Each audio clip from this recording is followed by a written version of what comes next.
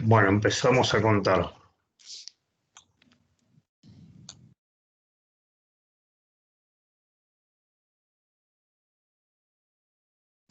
Bueno, buen día a todos. Mi nombre es Rolf Finocchietti y bueno, un gusto sumarme aquí a estas charlas por el 25 aniversario del MOOC. Hoy les voy a hacer una breve introducción a Go, que es un lenguaje de programación relativamente moderno. Y siempre que inicio estas charlas digo, bueno, nos está ayudando Oscar, así que Oscar, si hay preguntas y demás, avísame porque al estar proyectando y mirando no puedo verlas. Así que arrancamos. Bueno, siempre que arranco con esta presentación, o alguna presentación, soy muy fanático de los lenguajes de programación, así que hago muchas charlas sobre lenguajes de programación y sobre todo lenguajes de programación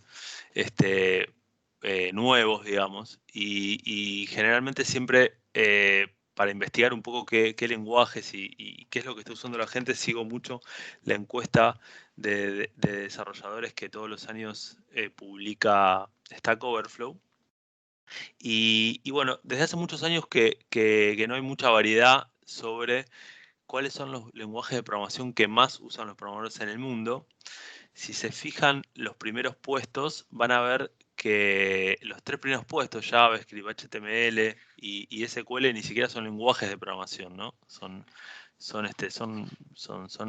herramientas de markup, un lenguaje de queries. Bueno, JavaScript es un lenguaje de programación, pero no en los términos clásicos.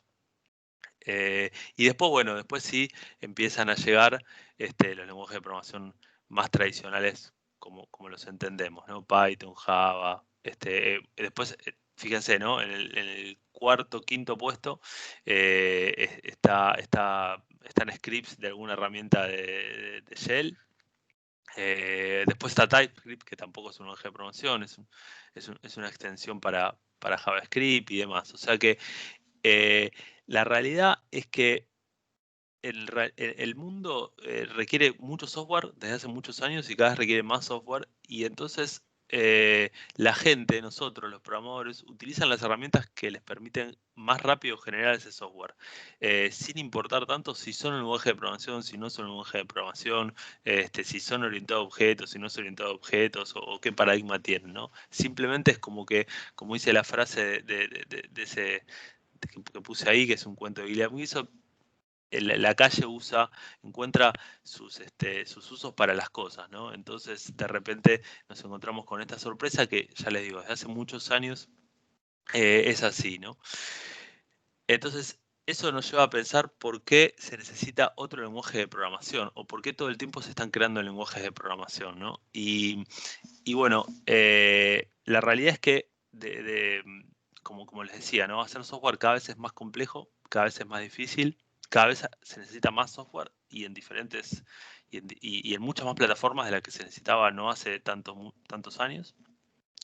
Entonces, siempre hay espacio para un lenguaje de programación que sobre todo nos quite la fricción, sobre todo nos permita generar ese software lo mejor y más rápido posible, ¿no? Como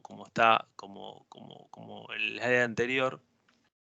No es casual que los tres primeros puestos sean herramientas que no son lenguajes de programación, porque si bien no son lenguajes de programación o no se crearon las dos primeras, por ejemplo, JavaScript y HTML, no se crearon para hacer aplicaciones, se usan para hacer aplicaciones porque tienen poca fricción, porque permiten generar ese software muy rápido, ¿no? Y después, bueno, obviamente, después hay otras. El tema de la fricción para mí es lo principal, pero después hay otras cuestiones, ¿no? Por ejemplo, hoy en día un lenguaje de programación no es solamente un lenguaje, un compilador, ¿no? En el cual nos permite, a partir de un lenguaje de más alto nivel, generar un lenguaje de más bajo nivel, un lenguaje de máquina o un código compilado, sino que un lenguaje de programación es una especie de, hoy en día viene acompañado de un entorno que nos permite dejar librerías independencias automáticamente, que sea muy rápido para compilar, que nos quite esa fricción para programar, que tenga framework de testing integrado y demás, que permita generar fácilmente software que pueda correr en computadoras de mucho núcleo, que hoy en día no hay casi computadoras mononúcleo, digamos, ni de un celular hasta el servidor más avanzado, todas tienen muchos núcleos, los sistemas están muy distribuidos. Bueno, una hoja de programación dejó de ser solo un compilador e involucra un montón de herramientas que, si además el lenguaje en sus características nos permite generar software rápidamente y sin fricción, bueno, eso es lo que deberíamos conseguir. Y bueno, y la razón principal también, o otra razón para aprender Go, es que otro de los resultados de la encuesta del año pasado ubica a Go en segundo lugar como uno de los lenguajes que mejor pagos están. Así que también es otra razón para aprender siempre herramientas o lenguajes de programación nuevos, también para mejorar nuestra inserción en el mercado laboral. Bueno, Go es un lenguaje que se creó dentro de Google hace unos 10 años más o menos, y lo crearon estas 3 personas que, bueno, el primero es Ken Thompson, es el mismo que ayudó a crear el lenguaje C y del famoso libro del lenguaje de programación C, creó Unix, creó los primeros shell para Unix, UTF-8 y demás. Robert Pike lo mismo, es un investigador de los Bell Labs que creó muchos sistemas operativos y bueno, y después tenemos por último el creador del engine que está dentro de Google Chrome, el engine para ejecutar JavaScript, tan conocido que se utiliza en muchísimas plataformas, no solamente en Chrome, ¿no? Estas 3 personas crearon un lenguaje de programación que tuviera las siguientes premisas, ¿no? O sea, en Google era muy difícil hacer software de sistema. ¿Y qué es software de sistema? El software que corre en sistemas, un sistema operativo, software de sistema, drivers, bueno, herramientas para de infraestructura, todo ese tipo de cosas, ¿no? Bueno, Google es una empresa que por supuesto está basada en muchísimos software del sistema, porque su principal producto es un buscador. Y entonces, ante la dificultad de desarrollar en C, de programar en C y todos los problemas que tenían, bueno, estas 3 personas se ponen en la idea de hacer un lenguaje de programación que tenga estas premisas. Que primero que sea multiplataforma y que sea autocontenido, que uno pueda generar un ejecutable en una plataforma y ese ejecutable se pueda deployar en otra sin necesitar nada más, sin necesitar ninguna máquina virtual, ni instaladores, ni nada de eso. Entonces, esa es una de las premisas con las que se hizo Go. La otra premisa es que es un lenguaje de programación estático. Hay una gran controversia siempre sobre los lenguajes de programación dinámicos y estáticos. En general, los lenguajes de programación estáticos tienden a tener mejor performance y se les puede hacer optimizaciones mucho mejor. Y entonces ellos decidieron crear un lenguaje de programación estático, pero que tuviera las mismas como facilidades, digamos, y la misma expresividad y la falta de fricción que tienen los lenguajes dinámicos. Bueno, obviamente que sea type safe y memory safe, que tuviera un garbage collector a pesar de no correr una máquina virtual. Y bueno, y después, como con este lenguaje en Google se iba a crear muchísimo software, era importantísimo que la compilación fuera muy rápida. Esas fueron las premisas. Y entonces, para cumplir con esas premisas, las características que incluyó en este lenguaje es, bueno, primero es lo que se conoce como con battery include, con las pilas incluidas, ¿no? O sea, que tuviera dentro de su librería de clases todo lo que se necesitara para hacer software. Entonces, no solamente las cosas clásicas de manejo de entrada y salida o de stack de red y demás, sino también concurrencia, un testing de framework un framework de testing integrado, integración con Git, todo lo que se necesitara, no solamente una librería de clases, sino todo lo accesorio que contaba antes. Por otro lado, otra de las características de Go es que no es un lenguaje de programación orientado a objetos, no utiliza clases, utiliza estructuras en vez de clases, después voy a profundizar un poquito en esto, y tampoco tiene herencia, no tiene sobrecarga, justamente porque los creadores del lenguaje juzgaban que esas características de los lenguajes orientados a objetos ponían demasiada fricción al momento de hacer software. Así que ahí después voy a hablar un poquito de eso. Bueno, el manejo de concurrencia integrado y además también algunas características de lenguajes funcionales como el retorno de múltiples tipos de datos y demás. Entonces, yendo un poquito ya a manos a la obra, ¿no? Lo primero que tendríamos que ver, esto es una charla introductoria, por ahí muchos ya lo saben, pero no viene de más, es cómo instalar Go. Bueno, se puede hacer muy sencillo, ¿no? Se puede ir a esa dirección, bajar el instalador e instalarlo, y si no, se puede bajar el zip y directamente deszipearlo en el directorio. El instalador ya crea dos variables de entorno, si no, son dos variables de entornos que hay que crear. Una que especifica cuál es el directorio de instalación de Go y otro que especifica cuál es el directorio donde vamos a dejar todo nuestro código, ¿no? Entonces, ¿qué es esto? Bueno, por defecto Go se instala en el home del usuario. En este caso, este es mi home y van a ver que hay un directorio que se llama Go. Y dentro de ese directorio tengo lo que se llama mi workspace. ¿Qué es mi workspace? Acá, ahí, gracias al comentario que hicieron, si se ve chiquito, hagan control y la rueda del mouse y se va a agrandar la pantalla. Bueno, van a ver en ese directorio, en el directorio donde se genera el workspace, que por defecto es el home del usuario, en una máquina Unix o Mac, que es una derivado de Linux, eso es en el home del usuario /go, y en Windows es en user profile /go. Y bueno, en el home del usuario siempre hay tres directorios. Un directorio que es el directorio bin, un directorio que es el directorio package y un directorio que es el directorio source. En el directorio bin van a ir a parar todos los ejecutables que generemos y que compilemos. En el directorio package van a ir a parar todas las librerías también que descarguemos o que compilemos. Y en el directorio source está todo nuestro código. Entonces, para hacer el clásico Hello World, dentro del directorio source, voy a crear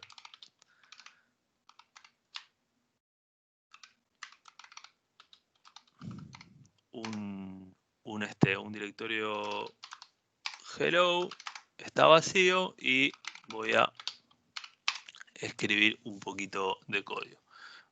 Acá estoy abriendo un editor, Visual Studio Code.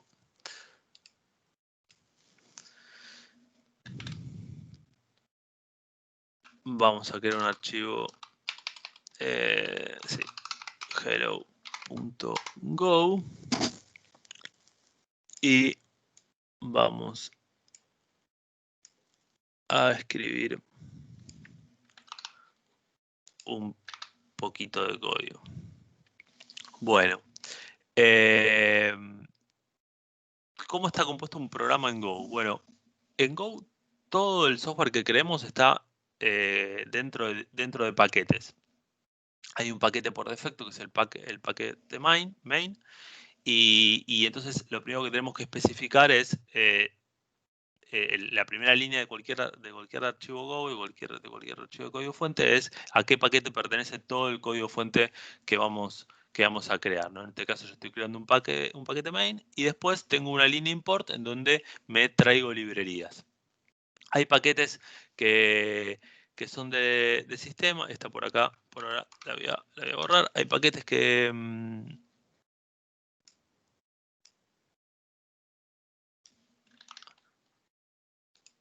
ahí está. Hay paquetes que son de sistema, como el paquete FMT, y paquetes que voy creando, ¿no? Entonces, para browsear un poquito en los directorios, ahí les voy a mostrar con el Commander para que se vea un poco mejor. Bueno, como les decía, por un lado tengo mi workspace, ¿no? donde yo dejo todo el código, ¿no? Que eso es en el home del usuario /go. Entonces tengo el directorio bin, en donde por defecto, bueno, cuando se instala Go vienen un montón de herramientas de Go hechas en Go. El directorio package, donde por cada procesador que voy trabajando y voy compilando, tengo librerías que me voy bajando. En este caso, bueno, yo ahí tengo una que voy bajando. Y después tengo el directorio source, donde voy poniendo todos los directorios donde voy generando proyectos y donde voy generando mi código fuente. Eso es un directorio, mi directorio de trabajo. Y después tengo el directorio general de instalación de Go, que por defecto en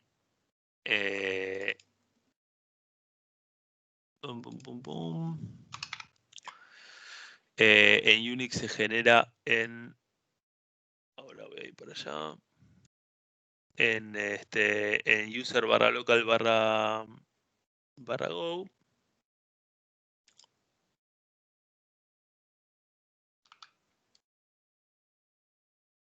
Acá, este es el directorio de instalación. Y como ven, el directorio de instalación, de vuelta, tengo el directorio bin,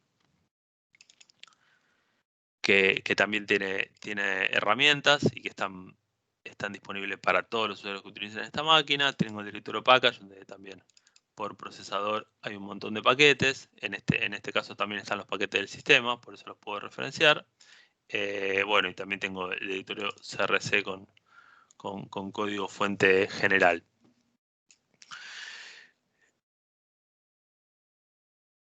Entonces, bueno, tengo acá este pequeño programita y cómo lo pruebo. Bueno, Go tiene el compilador de Go, o en realidad las command tools de Go se invocan con el comando Go dentro de la línea de comandos, y con Go Run y el nombre del programita lo corro. Ahora, si lo quiero compilar, ejecuto Go build. Y eso me genera el ejecutable. ./hello y tengo el ejecutable. Bueno, ahora, ¿cómo funciona el tema de los paquetes que les contaba antes? Bueno, como ven, yo dentro de mi directorio, del directorio de mi workspace,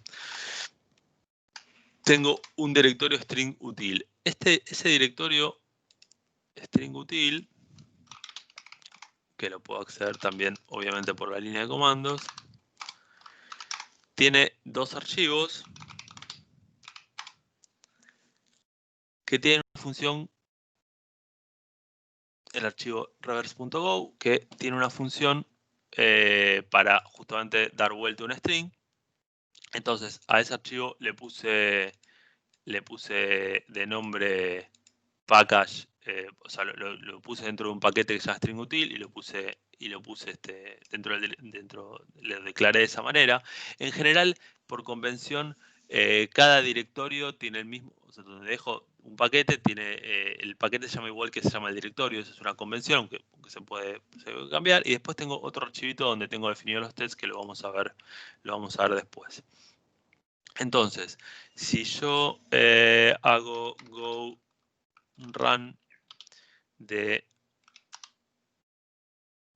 este archivo, no lo voy a poder ejecutar porque este archivo no tiene una función main, una función por defecto que haga que ese código se pueda ejecutar. No es un código que esté pensado para ser un código ejecutable, sino simplemente es un código de librería. Pero sí lo puedo compilar.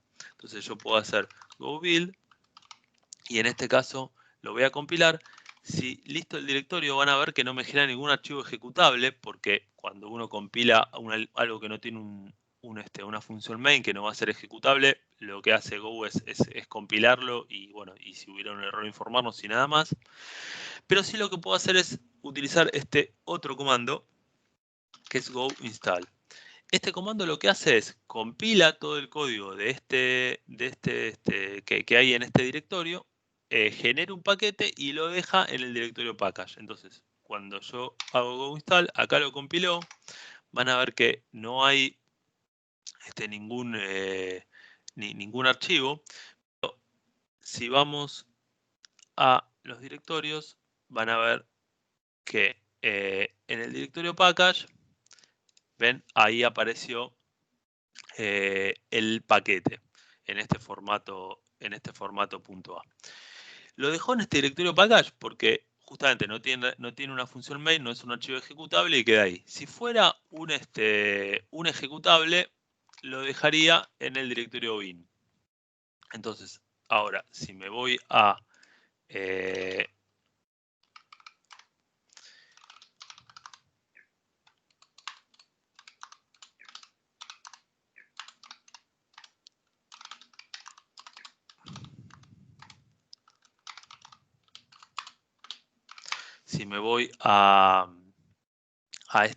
al programita original y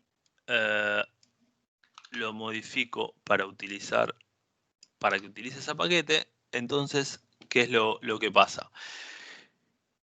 Acá le digo que voy a utilizar este paquete de creantes y entonces lo que hace Go cuando compila esto es si el paquete está compilado lo usa, si no está compilado se fija si está en el directorio, si el código fuente está en el mismo workspace y lo utiliza de ahí. Y si no, si lo tengo que descargar, yo acá pongo toda la ruta de un repositorio de Git donde lo quiero descargar, sea un repositorio que esté en internet o en la red local, y con otro comando puedo instalar todas esas dependencias y compilarlas automáticamente. Entonces, cuando voy a ejecutar esto, cuando voy a compilar esto, mejor dicho, vamos a borrar el ejecutable.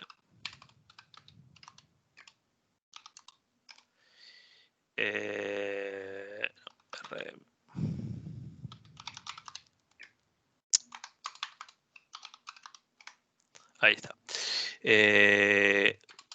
Cuando voy a borrar el ejecutable, hago go build. Bueno, ahí lo compilé, lo ejecuto y funcionó. Entonces, acá tengo como las varias alternativas. Perdón. Acá. Tengo como las varias alternativas, ¿no? Si yo, por ejemplo, supónganse que borro esto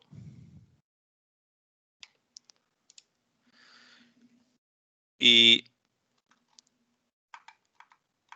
hago build, bueno, como lo tenía en el directorio, por más que no lo tenga compilado acá, lo puedo hacer. Por último, si hago go install, esto, hello va a ir acá. Me lo va a instalar en el directorio bin. Esto se utiliza mucho, hay muchas herramientas y librerías que generan herramientas de línea de comando o diferentes tipos de herramientas que cuando uno las descarga dejan cosas también en el bin. Bueno, y por último, para esta partecita, creo que ningún Hello World estaría completo hoy en día si no hacemos un Hello World versión web.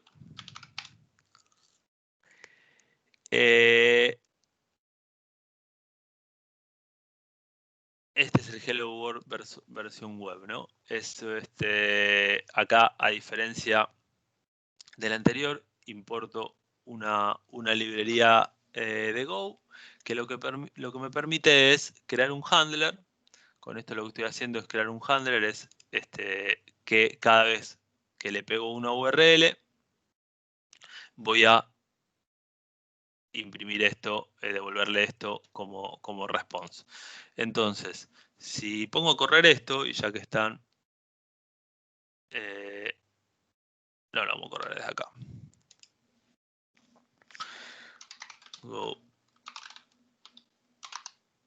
Go run, y me voy a un navegador.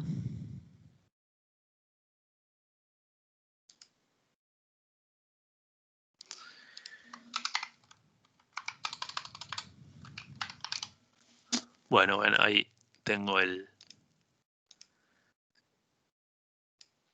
resultado. Bueno, volviendo a la presentación. Rodolfo, Sí, antes que sigamos, había una pregunta sobre el Visual Studio Code, si sí, habría necesidad de instalar algún plugin para sí, poder buena pregunta. montar. Hay una extensión que se llama Go, es esta, y esta extensión automáticamente agrega todo el soporte para debugging y demás.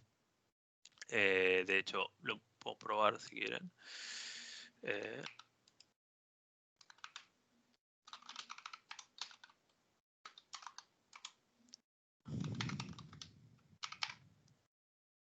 En que si yo la tengo instalada esa extensión, le pongo breakpoints, le doy F5 y bueno.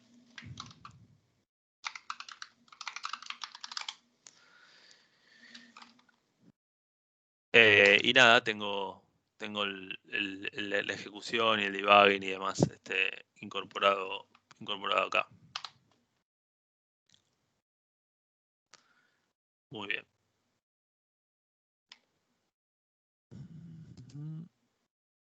Acá. Y Sí. sí, otra pregunta sobre la documentación, pero creo que mostraste ya en la primera PPT dónde se podía bajar. Supongo que ahí está la documentación necesaria. Ahí hay sí, después al final muestro unos sitios. Y me faltó mostrar una cosita también. Como les decía, volvamos al directorio de las librerías. Bueno, por último, para mostrarles, como les decía, así como esto es una presentación muy introductoria, ¿no? Es un disparador para que después profundicen más. Go tiene incorporado un framework de testing, entonces yo puedo crear unit test, archivos de test suite unit test con automáticamente no, digamos, lo puedo crear y tengo esa librería incorporada dentro de las herramientas del lenguaje. Entonces yo, por ejemplo, acá tengo definido un test para esa función. Fíjense, todos los test suite terminan con underscore, los archivos terminan con underscore test. Y en este caso las funciones empiezan con test, entonces con eso Go ya sabe automáticamente qué test tiene que correr. Visual Studio también, la extensión de Go permite correrlos dentro de Visual Studio. Y bueno, este test, bueno, importo las librerías de test, y este test lo que hace es probar que la función funcione, valga la redundancia, y tiene las típicas funciones de bootstrap overtest, .error, .warning y todo ese tipo de cosas. Para correrlo puedo hacerlo dentro de Visual Studio, ya que estamos lo mostramos, ahí digo OK, o también lo puedo hacer de las herramientas de línea de comando de Go. Go test, y lo que hace esto es automáticamente correr todos los test suites, todos los tests que hay en todos los test suites. Así que eso con respecto a los frameworks de testing. Bueno, yendo a las características del lenguaje, como les decía, Go no es un lenguaje orientado a objetos, aunque por ahí muchos digan que sí, pero no es un lenguaje orientado a objetos estrictamente, porque los diseñadores de Go, bueno, yo soy de la idea de que los lenguajes orientados a objetos medio que fracasaron. En el mundo la tendencia es a componer y no heredar. Los paradigmas que tienen más futuro son los más funcionales, eso es un poco la tendencia actual. Hay mucha investigación al respecto y básicamente tiene tiene que ver con que hacer software orientado a objetos con el patrón muy estricto es muy complejo y es muy complejo de mantener, ¿no? Es una idea que funciona bien cuando uno la piensa y dice una silla es un mueble y todos los muebles tienen 4 patas y demás, pero después empiezan las complicaciones, ¿no? Bueno, pero una mesa tiene 4 patas, pero una biblioteca no, y los dos son muebles. Y los dos está hecho de madera, bueno, no, porque tengo una silla que está hecha de hierro. Entonces, lo que se empieza a ver es que es más fácil reutilizar software componiéndolo, mezclándolo, que heredándolo, ¿no? Que usando un árbol de herencia. También, para resumir un poco el concepto. Entonces, Go va detrás de esa línea y básicamente sigue eso, ¿no? Entonces no tenemos clases, lo que tenemos son estructuras que no son ni más ni menos que una colección de campos tipados. Y dos estructuras son iguales, no porque hereden de algo en particular, sino porque tienen los mismos métodos, porque tienen los mismos, porque tienen los mismos miembros, no métodos. Eso se conoce como structural typing, es algo bastante común en los lenguajes estáticos y que puede parecer algo como muy académico, pero que cuando se hace software tiene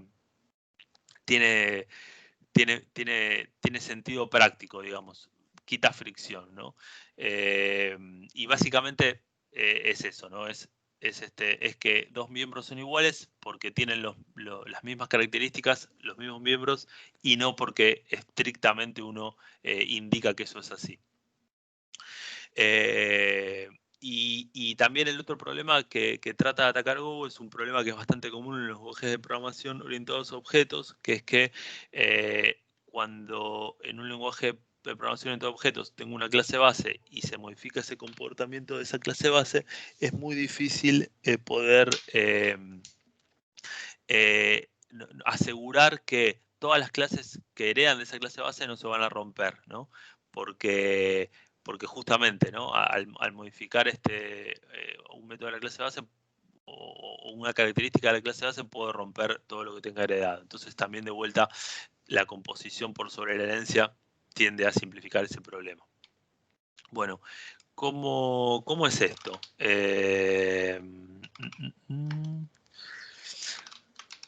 Creo que por acá tengo ahí algún ejemplito. Bueno, vamos a empezar. Primero, bueno, este es un código sencillito. Lo que tiene este código tiene una estructura que tiene dos campos, city y state, y tiene otra estructura que se llama employee que tiene first name, last name y age y address. Como ven, dentro de una estructura no hay métodos. No es que esto es una clase y que tiene métodos y tiene comportamientos. Solo tiene miembros de datos. Lo que sí yo puedo hacer es, externamente a la definición de una estructura, como en este caso, colgarle un método a esa estructura. Pero no es como agregarle un método a una clase, sino que yo desde afuera puedo decir, bueno, mira, hago una función print que en vez de recibir por parámetro employee y declararlo acá, bueno, esa función va solo a poder usarse dentro de employee y justamente va a recibir como automáticamente employee por parámetro, ¿no?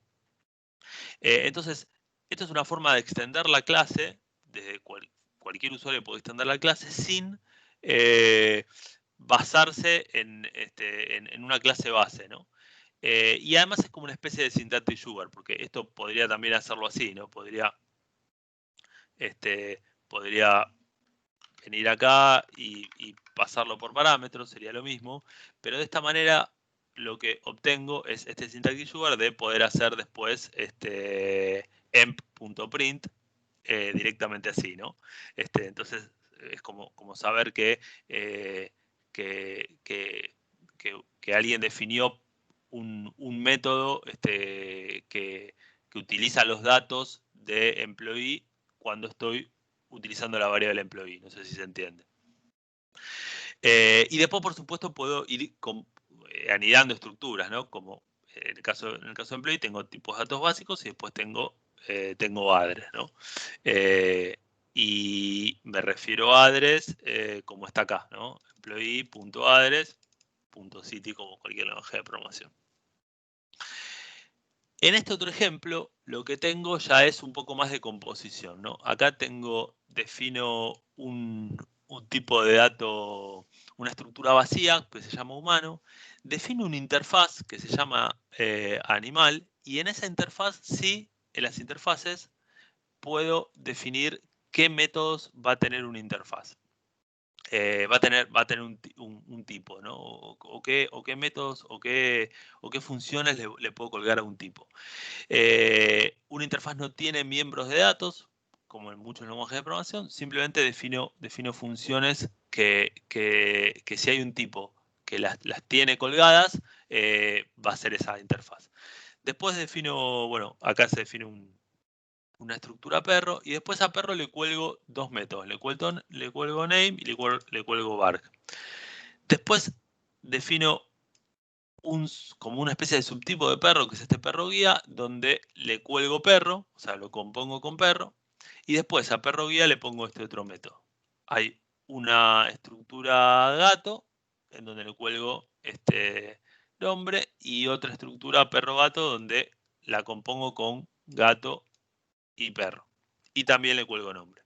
Entonces, fíjense cómo se utiliza todo esto. Bueno, yo acá creo una variable de tipo animal, creo una instancia de perro, y automáticamente puedo ejecutar el método nombre, porque como en ningún lado yo dije que el perro es un animal, pero esto funciona porque como la estructura dog tiene el método name y animal define que cualquier animal va a tener un método name, entonces esta igualación funciona, y bueno, y obviamente puedo llamar al método name. Después, bueno, puedo crear las estructuras anidadas, perro guía, y voy a tener todo lo de perro incorporado, más help, y después puedo llamar a perro gato, y fíjense que también llamo al método name, y todo es un animal. Ahora bien, si se fijan, si por ahí se dieron cuenta, perro gato está compuesta de todos los miembros de gato y todos los miembros de perro. Ahora, perro tenía un name, bark, y gato tiene name. Entonces, ¿cuál de los names se utiliza acá? Bueno, para que no tire error en tiempo de compilación, hay que redefinir gato perro y decirle, bueno, mira, para este caso utiliza este name. Entonces, yo acá puedo utilizar name, puedo utilizar bark, que es el otro método de gato perro, pero el name que voy a utilizar es el que redefino acá, porque justamente esto tiene dos estructuras que ya implementaban ese método también. Así que esto, como muy grandes rasgos, es para ilustrar un poquito este concepto de que no hay clases y lo que hay es métodos que le cuelgo estructuras y que después puedo componer. Y puedo sumar de todos los lugares donde voy necesitando, digamos. Eso es un poco el concepto. No sé si hay preguntas. Si no, seguimos. Bueno, la otra característica que tiene Go es la concurrencia incorporada, ¿no? Y para eso tiene dos features, ¿no? El primero es justamente utilizando la palabra Go antes de la ejecución de cualquier función. Eso se pone a ejecutar en una especie de thread que se llama GoRoutine, y se pone a ejecutar en paralelo. Y después tengo una característica que son los channels, con los cuales se me permite comunicar justamente. Esta característica me permite comunicarme las funciones que tengo corriendo sincrónicamente entre diferentes threads o GoRoutines. ¿Cómo es eso? Bueno.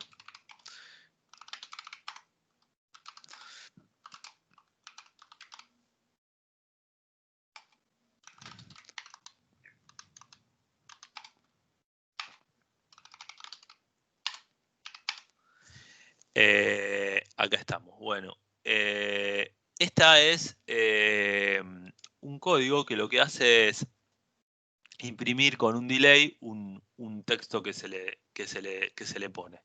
Entonces, fíjense que acá lo ejecuto 2 veces. La primera vez lo ejecuto anteponiendo esta palabra clave go. Y entonces lo que va a hacer el compilador es poner a correr, generar un código que ponga a correr esta función en otro thread. Y después lo corro en el thread principal, lo corro así, sincrónicamente. Entonces, si yo ejecuto esto,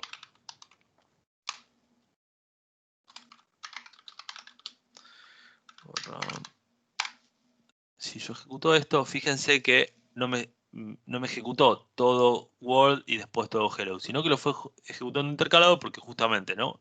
El world lo estaba corriendo al mismo tiempo que lo estaba corriendo hello. Ahora, ¿cómo hago si yo quiero comunicarme y sincronizar este código asincrónico? Bueno, eso se hace de la siguiente manera. Con esta característica de channels, que es muy similar a los channels que se utilizan en Unix, a los pipes, para comunicar en el shell procesos. Bueno, yo acá, bueno, tengo un array y lo que hago es una función en donde puedo sumar todos los elementos de un array. Entonces, ¿qué es lo que hago en este caso? Bueno, creo un channel de tipo entero, creo 2 channels de tipo entero. Y después llamo a la función pasándole a una la mitad del vector y a la otra mitad del vector para que lo sume en paralelo, y también le paso ese channel. Ese channel es lo que me va a permitir comunicar la función de acá arriba que se está corriendo en el thread con el thread principal. Y después me detengo en este código y con este signo, con esta flechita, digamos, que se genera con el mayor o el menor y el signo igual, lo que hago es esperar hasta que en el channel haya algún dato que pueda obtener. Si nos vamos a esta función, ven que esta función hace todo ese trabajo, hace esa suma, y después cuando termina, agarra todos esos datos y lo pone en el channel. Entonces, cuando termina, todo eso se pone en el channel, en esa tubería. Y acá lo que estamos esperando es eso, ¿no? Que vaya, que haya los datos. Acá se detiene la ejecución y se espera que en ese channel vengan datos en el 1 y en el 2. Entonces, si ejecutamos esto,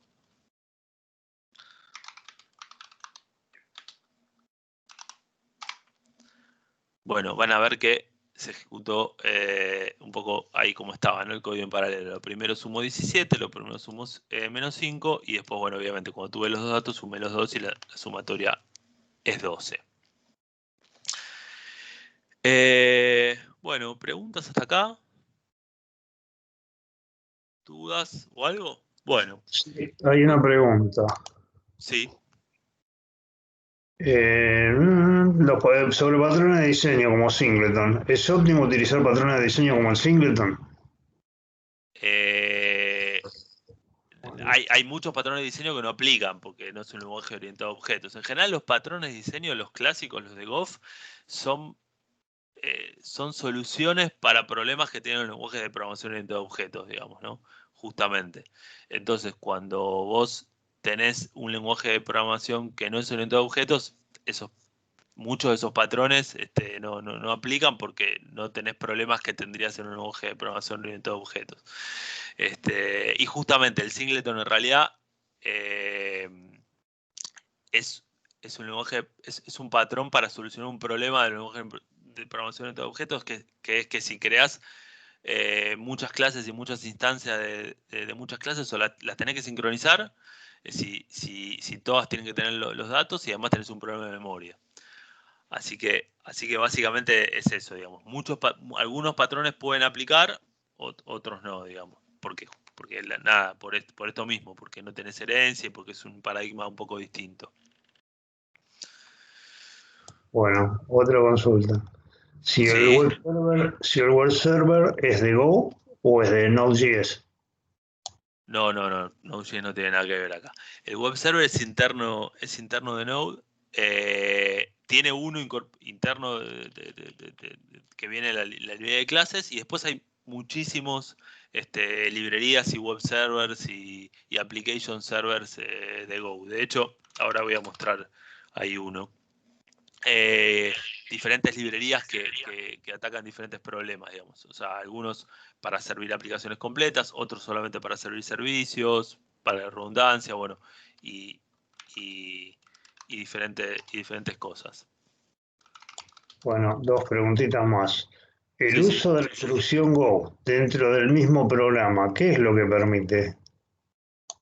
Y lo que acabo de explicar, permite agarrar el código de esa función a la que estoy llamando después de la instrucción de Go y ponerlo a correr en otro thread, correrlo en paralelo. Bueno, última. Esta es una pregunta existencial. ¿Para qué se está utilizando Go? ¿Qué tipo de aplicaciones, digamos? Para todo. O sea, se creó en realidad el origen de Go es, diseñó que era un programa, un lenguaje de programación sobre todo para generar software de sistema, que antes se hacía con C, y que tenía un montón, o sea, que era muy difícil hacerlo por todos los problemas que tiene C, pero después fue tan versátil que se utiliza para todo. Se utiliza es muy eficiente para hacer servicios y para hacer software de backend, pero también se utiliza para generar frontend.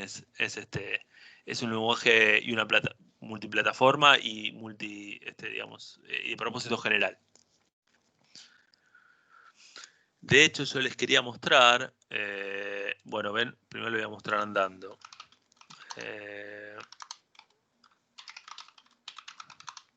Bueno, esta es una aplicacioncita.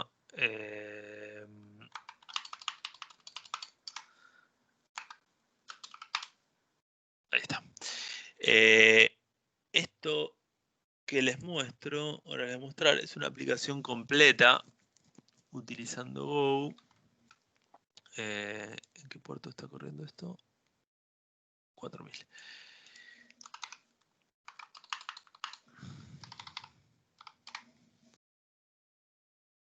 Es una aplicación completa.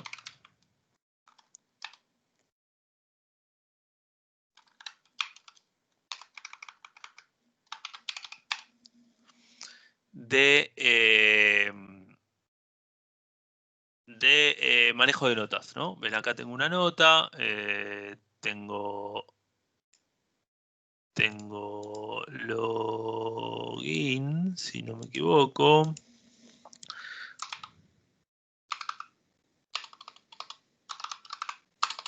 A ver si no me olvidé cuál era el password, si no creamos otro usuario. No, bueno, vamos a crear un usuario. Tengo un login.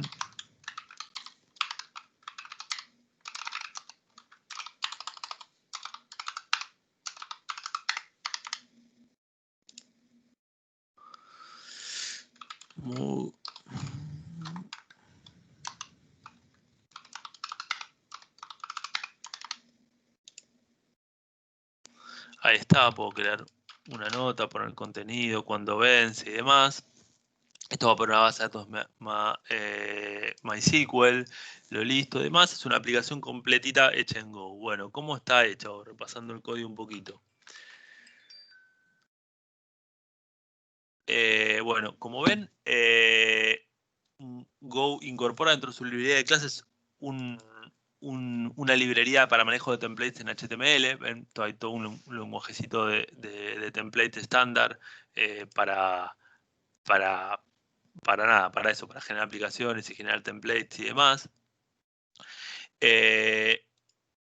Yo acá estoy utilizando en esta aplicación un servidor web. Esperen que miro el código. Acá. Estoy utilizando un servidor web que no es el estándar de Go, que se llama GorillaMux. No estoy encontrando acá. Que soporta soporta autenticaciones complejas, bueno, soporta un montón de cosas que se los dejo para para que lo investiguen. Estoy generando un middleware para loguear los requests, para hacer la autenticación. Defino rutas en ese servidorcito web, en MUX, y para cada ruta le indico qué función voy a ejecutar. Por ejemplo, no sé, en esta función que es para loguear, vamos a poner una más jugosa. Para crear un snippet, tengo una que renderea el formulario de snippets y otra que lo crea, o sea, una con get y una con post. Utilizo el template y lo lleno con campo de formulario. Bueno, en fin, una aplicación completa. Esto sí, pues, ahora les voy a dejar la dirección de donde pueden obtener este código. Hecha con Go, ¿no? Entonces, si bien Go se utiliza mucho como backend, también es un lenguaje de programación muy, muy completo y una plataforma, les diría muy completas.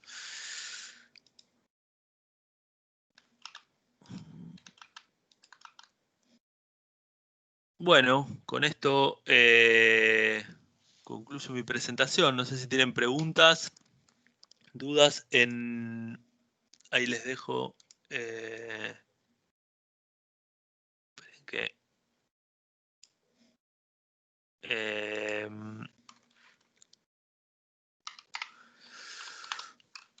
dentro de esta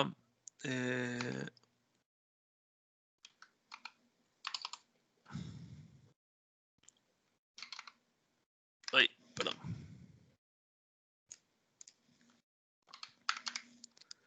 Ahí les dejo no sé si, Oscar, mientras voy poniendo esto, tenemos alguna pregunta. Mientras les Sí, dejo. tenemos. Pueden descargar el Go, el código. Bueno, preguntas. Si existe alguna herramienta para generar código o todo hay que meterlo a mano, digamos. La verdad no conozco ninguna, me imagino que sí, que debe existir herramientas para hacer scaffolding. No conozco ninguna, pero seguramente deben existir. Si buscamos ahí como rápidamente, deben existir. Investigaremos entonces. Bueno, y otra pregunta, si hay framework para Go. Hay framework, hay un montón para lo que se te ocurra, digamos. Por supuesto, para persistencia, para hostear aplicaciones, para seguridad, para lo que quieras, digamos. Depende de lo que quieras hacer, digamos. No hay un solo mega framework que haga todo, hay un montón de librerías y un montón de frameworks. En esta URL, golang-workshop.io, hay bueno, está todo el código fuente de estos ejemplos que mostré, y también van a ver toda una serie de presentaciones de un curso de workshop que armé hace un tiempo, que estuvimos dando en el Mood. Es un buen buen pantallazo, digamos, si quieren, para iniciarse, digamos. Arranca con lo básico y después hasta llegar a armar una aplicación, un API completa, digamos. Y después tiene también ahí en los slides y demás, que están online inclusive, van a ver mucho código y muchos links y demás también de información. Tenemos más preguntas, Hugo. Sí, decime. Bueno, una si Go es de tipo RAD. No. Si por RAD se refiere a algún lenguaje de programación, estos de cuarta generación, como su momento era Clipper para los más viejos, o algo así, no. Ok. Bueno. A ver, ¿se puede hacer un gateway con Go, un API? ¿Verdad que se me pasa? Un API gateway para consumir una API externa que tiene lista blanca. Sí, por supuesto. Sí. ¿Hay algún stress test que se haya hecho como para saber el rendimiento en comparación con el Internet Sí, Information Server o hay Apache? millones. Es una de las plataformas más rápidas que existe. Hay millones. No tengo los números en la cabeza, pero le gana a todos. Inclusive hasta C en ciertas casos de uso. Por eso se utiliza mucho, porque es un lenguaje de programación muy sencillo, con una curva de aprendizaje muy rápida y muy eficiente.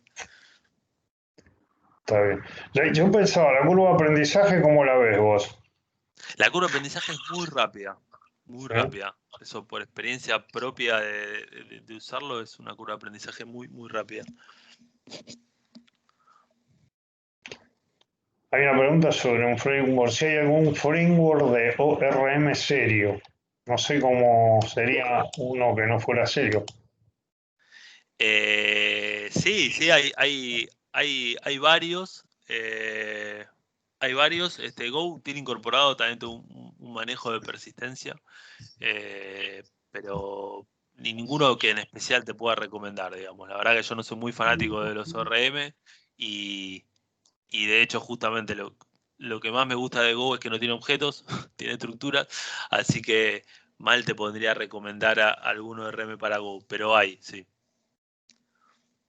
Bueno, otra más.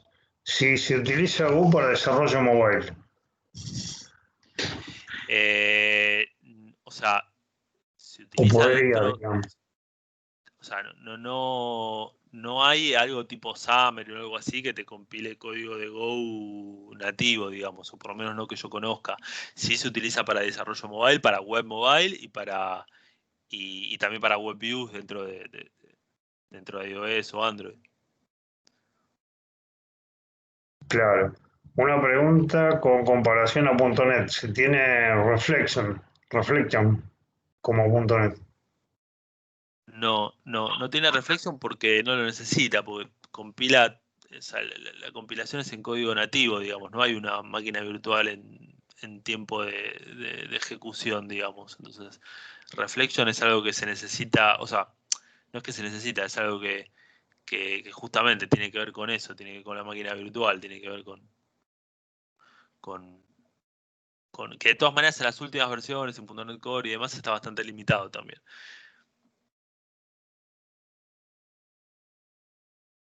Y además tampoco necesitas descubrir clases y demás para hacer estas inyecciones. Vos a un método se lo puedes colgar a cualquier estructura así como automáticamente, o sea, sin tener el código fuente de esa estructura, digamos, o sea, es como muy libre, digamos.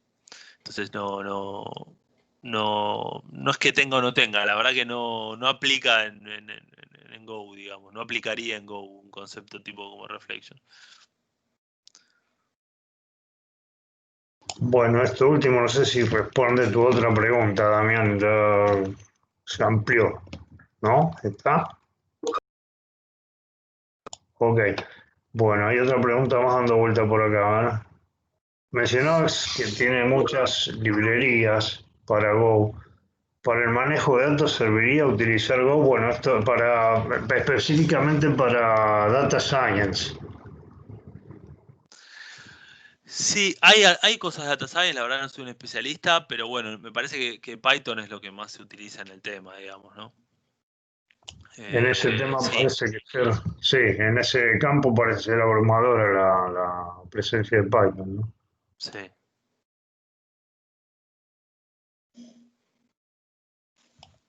Bueno, ¿alguna pregunta más, gente?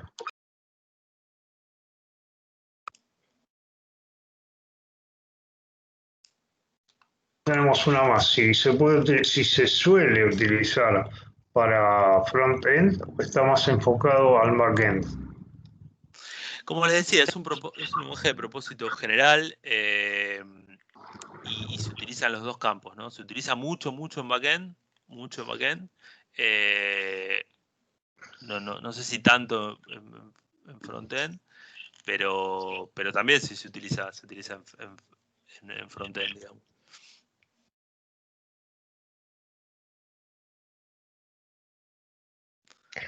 Bueno, de nuevo, acá una pregunta sobre la curva de aprendizaje, pero específicamente para la gente que viene de .NET con C Sharp.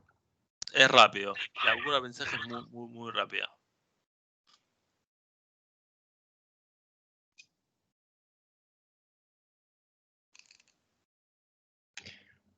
Una pregunta sobre el ejemplo de sitio web que mostraste, si se puede ver en algún lado el código. Creo que lo dijiste, pero podés repetirlo, Está por acá favor.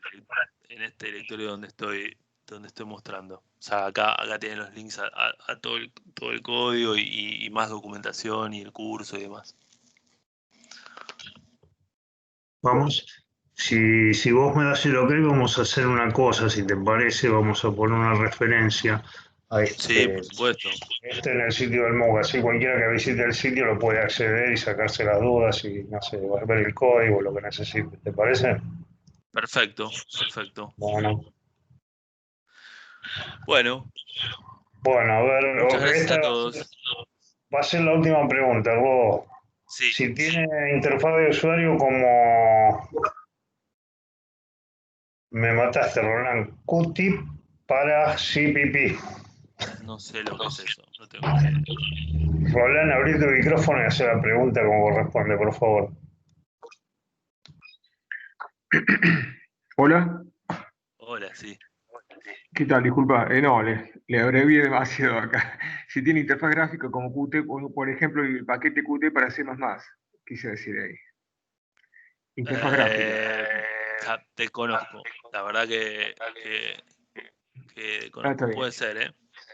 No, está bien. No, está bien, Rodolfo, como comentás que puede ser, es más utilizado para backend más que para frontend. Si se utiliza para frontend, si tiene algún paquete de interfaz gráfica, ¿no? Porque, como por ejemplo el paquete de Qt, que es muy conocido para lo que es el ambiente C++. Pero bueno, está bien. Agradecido, Rodolfo. No, de nada, perdón. La verdad que no.